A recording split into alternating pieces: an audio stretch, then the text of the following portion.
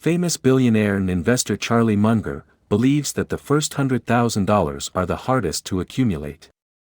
It's not just him, many people who have generated wealth believe this to be true. Once you reach the $100,000 mark, the next comes quickly. The same is true for $1 million. Once you have accumulated your first million, the next takes much less time.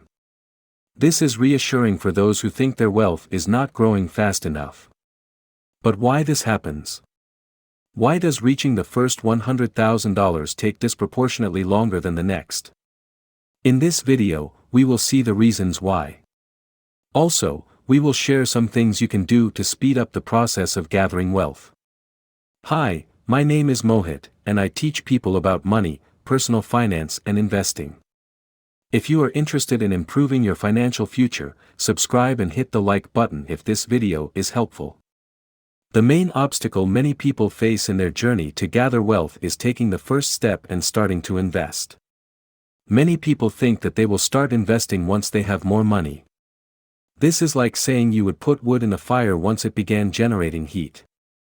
You don't invest because you have too much money saved up, you invest because you need more money. Investing for the future can seem like a low priority and often gets postponed, and before you know it, it's already time for retirement with no money saved up. Another common excuse many people give for not investing is that investing is too risky. They think investing can destroy what capital they have left, so they avoid it entirely. Taking the first step is the hardest. When the finish line seems so far away, pushing things off to some other time is easy. Achieving the first $100,000 is hard because it requires you to do most of the heavy lifting, meaning the majority of the money needs to be personally contributed by you. Once your portfolio reaches a sizable amount, that's when compound interest begins to work wonders, and you see your portfolio multiply. Even though the returns in terms of percentage may not increase, the corresponding dollar amount increases significantly. For example, if you invest $5,000 and earn 10% interest yearly, that's only $500, which is hardly noticeable.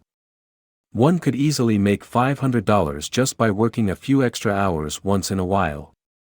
But if you invest $100,000 and earn a 10% interest, that's $10,000, which is an excellent start to replacing your salary. Once it reaches $1 million, a 10% annual return is $100,000. That's a significant amount that is much more than many people earn at their full-time jobs. Many say that when their portfolio reaches $100,000, they can really notice the progress of their investments.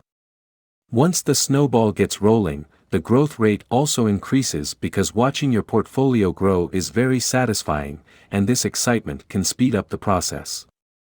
Now, you will look for new ways to grow your portfolio quickly because the rewards are substantial.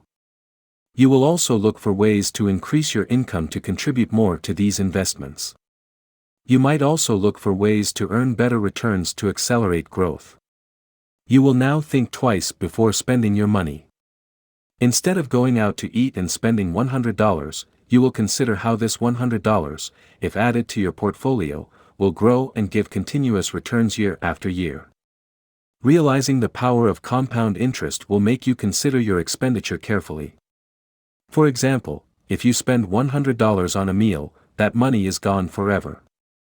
But if you had invested that money, it could reward you $10 the first year, $11 the next year and $12 the next.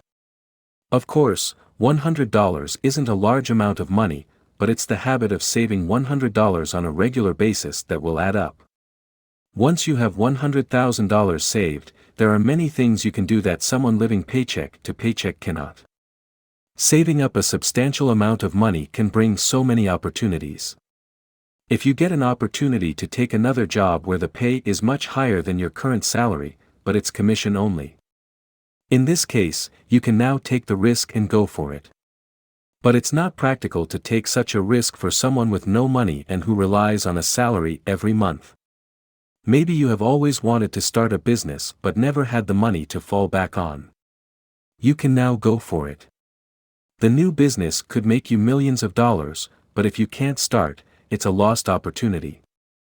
Or perhaps, a fantastic opportunity presents itself in real estate where you have a chance to purchase a home way below market value, but it's going to be a considerable risk. This might be a risk worth taking when you have money saved up. While it's not always ideal to cash out your investments, the fact is that you at least have the option if you need it or if once-in-a-lifetime opportunity presents itself. Someone with only a little bit of money saved is so much more limited in what they can do. You can take advantage of many opportunities with more money saved. You can take on more risk with your investments if you see potential in a stock. If that investment doesn't work out, you will still have other investments. It's easy to be more speculative when you have extra money, and it will not ruin you financially. You can take some risks with your money. If your friend presents an opportunity to invest in a new business venture, you can take the risk and not go broke if it doesn't work out. Someone with little money saved does not have the option to invest in something like this. If you are still working on the $100,000 milestone, there are some ways to speed up the process. Since most of these funds will be money you personally contributed, you need to focus on increasing your savings. In order to save more money on a regular basis, you need to increase your income. This could be done with another job on the weekends or a couple of nights per week where you can deposit that extra cash directly into savings. This will be the best way you can accelerate the process. You may also consider starting a side business that would bring in some extra income.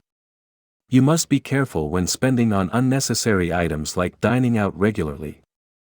You can reserve those for special occasions and save more money instead. Watching the money you spend can significantly increase your savings and your contribution towards building your portfolio. This is only temporary until you reach your goal, after which you can ease up a little bit. Avoid unnecessary large expenses, like a car you don't need. These expenses are common reasons people never reach $100,000, never mind $1 million.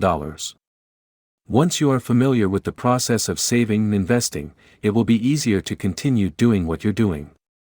By the time you obtain substantial money, you'll be used to finding ways to earn extra cash and put that into savings.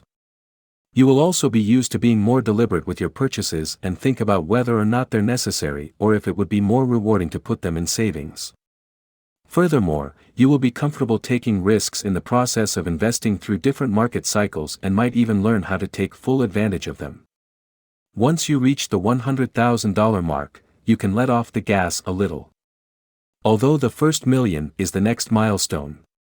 It becomes easier as the majority of your investments will likely be the result of compound interest instead of money you need to go out and earn personally. Next time you're stressed about the difficulty of increasing your net worth, know that it becomes more manageable and more enjoyable as time goes on. Please share this video with all your friends so they can also understand why the first $100,000 is hard to get while the next is easier. And if you have not already done so, please subscribe and leave us a like. See you in an upcoming episode.